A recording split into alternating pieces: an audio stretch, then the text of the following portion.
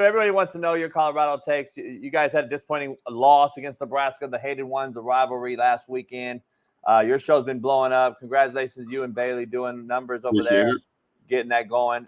And I try to tell people every day, I said, regardless if Colorado wins or loses, that's why you and I had that discussion months ago. I said, you should start your own channel and just kill it like Zach does Ohio State.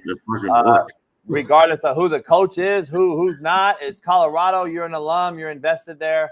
So it is what it is, and I think you should cover them forever going forward. I think your show will blow up like it is. Let me ask you, what's your biggest takeaway, number one, from that? You and I talked last Friday before they played. I told you I thought they were a different program because I thought Nebraska played last year with guys that Rule inherited.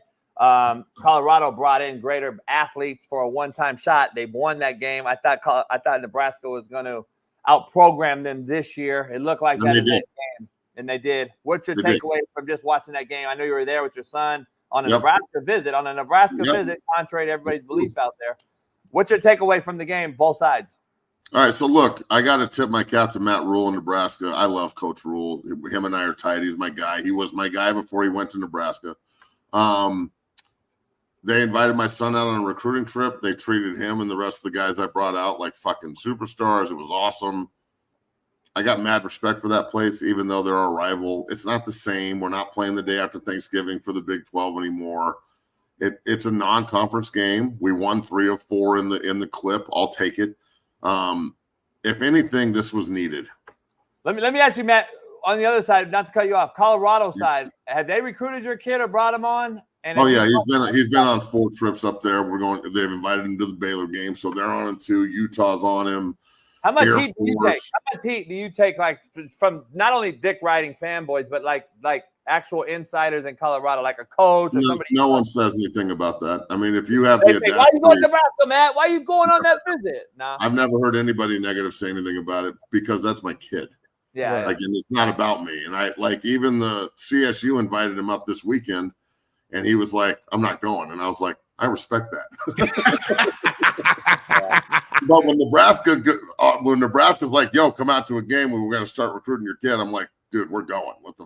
That's if you don't understand why that's different, then you're a fucking idiot. Nebraska. So, I mean, it's Nebraska, dog. So look, my whole family's from out there, so we got to go out, and I got to see my 95-year-old grandmother, his great grandma. It was fucking an awesome weekend. And it was needed. As a buff and as an alum and a guy who loves that fucking place, that embarrassment and beating on national TV was needed. It was needed because I really think it will force change. All right. And I was super pissed off when I got out of court on Monday. And then I went straight to the show and I was super pissed off about all this bullshit. So I was not the nicest. And then we had Deion Sanders Jr. on in the middle of the week, and I asked him some really hard questions he couldn't really answer. And that I really need to see them do a couple of things, okay?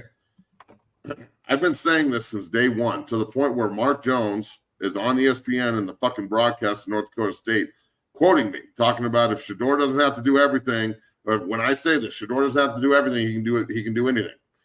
And right now he's being asked to do everything again. So until the University of Colorado, regardless of if you have the personnel, I don't want to hear this. We don't have any tight ends or fullbacks. Find some tight ends and fullbacks, dog. Put a fucking an offensive lineman in an 80 number and never throw him the ball and let him mash a defensive end. But until they start putting different personnel packages on the field, they start instituting motion packages. They run counter, trap, and power and outside gator. They do something other than slip screen. They stop relying on their talent and they start maximizing their pieces on the chessboard. Because right now, CU's playing checkers. They have an elite player at quarterback and they have an elite player at receiver, and they have a semi-elite player in Joe Horn. Okay, and then after that, they've got a bunch of guys. And even Seton, how many times did you hear me say, and I got so much shit for this, Seton is walking in as a true freshman into a man's game. He's going to have to acclimate. How many times? A lot. Plenty. And right now he's struggling and he's got to figure it out. Yeah. They're going to change up the offensive line and put some new pieces in. I was encouraged about that.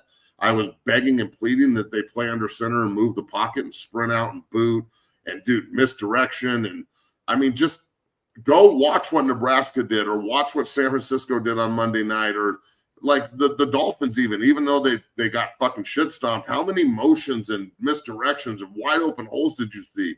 If you're not fucking dictating to the defense, they're dictating to you. So if you just want to line up and just run straight offense, okay. I don't know anybody. I don't know anyone. No one in the NFL, no one in college, no one that can just line up with a quarterback and one good receiver, one elite receiver and a bunch of good receivers, excuse me. It's not like their players are bad. The scheme is trash. So they either fix the scheme and start playing under center and start showing different formations, or we are in trouble, dog. Let me ask you something as an O-line, D-line guy, and I want to get Smitty's take because he played this position. I argue with Bailey about this. How do you go from a 2-point stance, pass protecting 45 times a game, to putting your dick in the dirt, 3-point stance, and get hip to hip, hat to hat, and try to push guys to the next level? I don't know if you can just ingrain that in a bye week, overnight. I don't know how you do that mentality-wise. I know you can put the scheme in. Mentality-wise, if that's not your get-down, Matt, how do you just go from, all right, throwing the ball this much to 10 personnel, 3-by-1? We watched the game. I think they were in 3-by-1, 10 personnel, 7 of the first 9 snaps last week. And I'm like, I don't know how you you gotta add a tight end, dog. You know, you and I know we love having that extra gap on offense, and it changes things on defense. Yep. It changes the protection. And the ability to scissor off tight end heavy and all that shit. Mentality-wise, just real quick, we only got you for a few minutes. Appreciate you jumping on here. Mentality-wise, though, can you flip that switch like that? I think you can. I mean, that's why you could. I could, but that's well, okay. It's on the coaches. It's on Sapp and Lewis. It's on Lodeholt. It's on Coach Schumer. It's on Coach Sanders. Everyone. This is how you walk up to them and say, "You want to play in the NFL?" And every one of them are going to say, "Yeah." And you're going to say, "Well, that shit we put on tape on Saturday is going to have you playing in the fucking CFL as a backup." So you either put your hand in the ground and we're going to call plays that allow us to roll off the football, or we're all fucked. And you're the first one in line. You're the point man on the fuck train.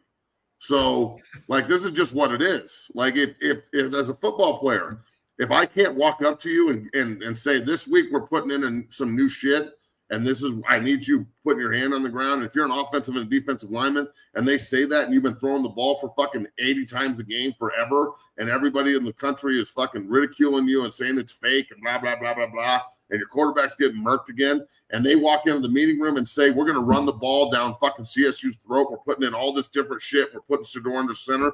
And you go, well, I've been pass blocking 45 times a game. How am I going to transfer that? You're fucking cut. Yeah. Because personally, as a lineman, I hear that and I'm like, fuck yes. This is exactly why I wanted to play anyway. I love fucking run blocking. I want to pull. And then it makes all your play action looks way easier. You can move the pocket. You can run all your misdirection off of it and slide people through. It makes pass blocking so much easier when they don't know what you're doing. So this is on the coaches, homie. You can blame the players all you want. This is on coaching and the inability for them to change what they're doing. The great Don Shula said this in his little book of coaching that I got when I was 14 years old for Christmas. And it's not verbatim, but you can have a great plan, but if your plan can't be changed, it's a bad plan. So if you can't change your plan, that's on the people that institute the plan, bro. And I'm not hating. I've already talked to Deion about this. I've already talked to Bucky, Deion Sanders Jr. about this. I've already talked to the players about this shit. So look, you're keeping it real, Matt. That's it. I think you're going to see a lot of changes on Saturday. And if you don't, even if they beat CSU's ass and they throw for 500 yards, I don't know if I could sit here on Monday and be like, that was awesome. Yeah, they'll look cool, and I'll be excited that we're winning and Shador's chopping them up. But that shit's not going to work against Baylor. When you go to UCF and they fucking run the spread hammer, because you know Malthop's just going to run the ball down their throat, control time of possession. You can't go to Orlando in 80% humidity and fucking do that. Everyone's going to be cramping and shit. You got to run the ball and control the clock. You think you're going to fucking beat Kansas State in Boulder throwing the ball 50 times? I'm sorry, but it's not going to fucking happen. So I've been pleading that they change, and hopefully now it's forced because of the embarrassment that was there Saturday. Although there are positives, it's just impossible to talk about them when that happens. So second half defense looked good. I'll give you that. That's probably my big thing. Second half of both games, the defense looked good. So you've got a professional defensive coordinator in Livingston who is obviously walking in and making adjustments in the second half. If I would have told you, okay, last Friday or whatever, CU goes to Lincoln and the defense only gives up 21 points and they hold Nebraska scoreless in the second half, I think CU wins that game by 2 touchdowns. Right. No, exactly. So they gotta just learn from that game, take away the good, and then keep going. Matt, I gotta answer my door. Matt, you're good. I got it. I got two more things. Two more things for you, Matt. I guess first question: how big is this weekend? Is this a must win for Colorado? Yes, it's season breaker. Ooh, season breaker. And look, it's not the end of the world because you can still go into conference and catch fire. And I guess hypothetically they could be 1-2 and have the whole world shitting on them and go into Baylor and play well, win that game, beat UCF, have a bye week, come back, beat Kansas State, and then all of this is forgotten. But you definitely don't want to lose your rival 2 times in a row. You don't want to go to Nebraska and not look good and then go to CSU and lose this game. Colorado State is not Nebraska. And Colorado State, we talked about this last year. They always do this stupid shit. They always run their mouths. Now they're talking about murdering the team. And Nicolosi is talking about, well, when our 11 line up against your 11, dummy, they already lined up and we already beat you. Real quick, Matt, perfect segue. Not to cut you off. Let's play this video real quick so the fans can kind of hear some of the trash talk and then go back to you. We owe them one. And that's just something that's been sitting on everybody, mind since we came back from break. We owe them. And we walked away from that game, as, we kind of left it all on the field. I don't feel like we left it all on the field because we should have murdered them guys. Murdered them, Matt. What's your takeaway from that comment? They should have murdered y'all. So this is my thing with Colorado State. You guys, Colorado State does this every time we play throughout history. With the only time that I can remember them not talking shit was in 2002 when they beat us when we were ranked 4th in the country and they upset us. That's the only time I can remember them not talking shit. In 2003, they talked shit and blew it. In 2004, they talked shit and blew it on the goal line. In 2005, they were talking shit and blew it. They do this all the time. Last year, they were talking all that shit, and did they finish? Nope. They blew it. I remember people leaving the game, and I was like, don't leave. Colorado State's going to fuck this up. Not CU's going to go win it. Colorado State's going to fuck this up, and they did. So, look, you can run your mouth and baa-baa all you want up in Fort Collins. That you are not the University of Nebraska. You're not Kansas State. You're not Oklahoma State. You are fucking Colorado State. The coach on Jim Rome, Jay Norvell, is calling them the little stepbrother. We didn't even say it. You said it. So they have a huge inferiority complex. Everybody there wishes that they could play in Boulder. They're all pissed off because CU didn't recruit them. It's been the narrative forever.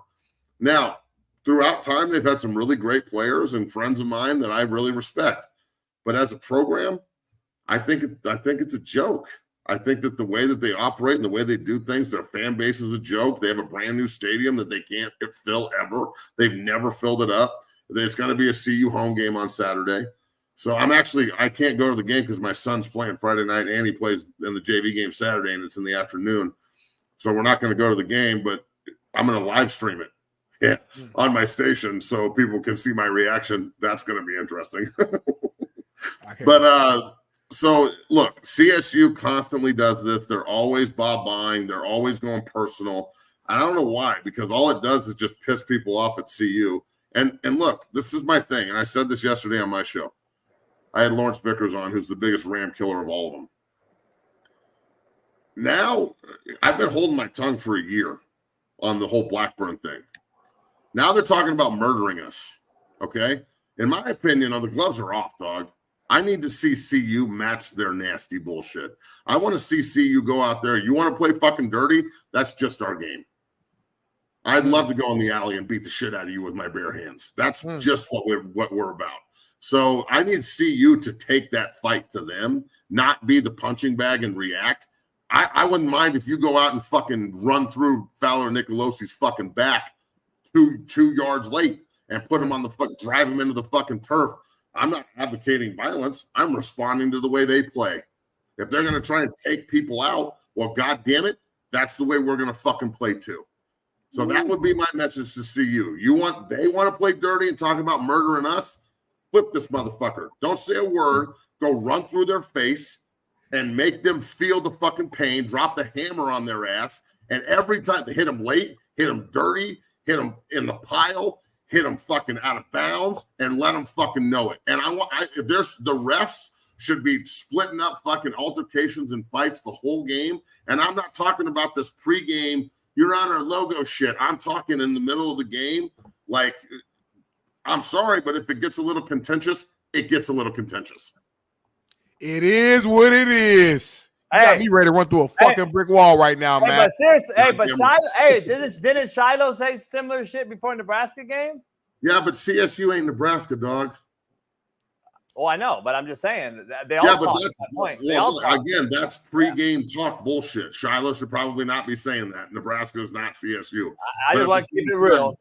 I'm talking about the game. Look, so example. Marcus Houston, number one player in his class, came into CU, great player on paper. We got to end there. We got to end right after this, Matt. Go ahead. know, and he's transferred to CSU. And this junior and senior year, this motherfucker talks so much junk. And our goal in life, and I'm not ashamed to say this, in 03 and 04, my goal in life and everyone's goal on defense was to knock this motherfucker out of the game. Whatever we have to do to get Marcus Houston's bitch ass out of the game, we're doing it. And we were talking so much shit. We were fighting him. We were fucking tackling him late, hitting him out of bounds. After the game, he tried to come up and shake our hands. We were all just like, fuck you, traitor. Leave. We want nothing to do with your ass. That's what this game needs. If Colorado doesn't bring that fight to CSU, CSU is going to try and bring that fight to them as the little brother. So you either slap down your little brother or eventually he gets big enough to fuck with you. And they're not yet, so you better slap him down. Hey, Matt, Monday we'll see you after the game. We'll recap this whole weekend, not only that game, but all the other good games. Colorado. So what do you think? You think CU beats CSU?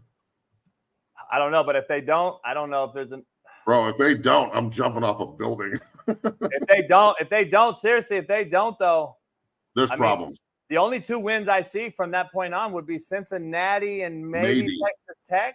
I don't know. I'm just saying. I look at their schedule. It's not as easy as we first thought. I think now that we've seen these teams play, I think the team's going to be a little better than we thought in that league. That league's better than I thought.